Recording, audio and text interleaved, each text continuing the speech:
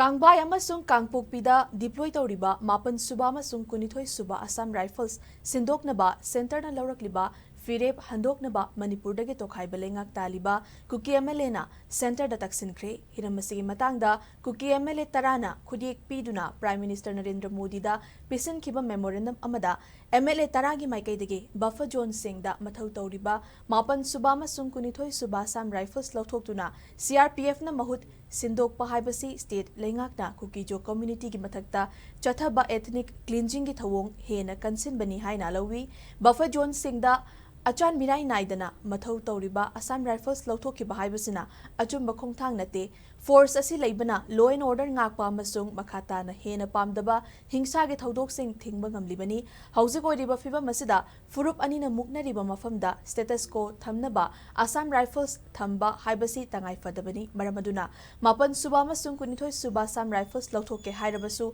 force asimaki atopa battalion na mahut sinbiu amadi buffer zone dagi Assam Rifles lautoknabagi khongthang asi handokpiu haina memorandum aduda palli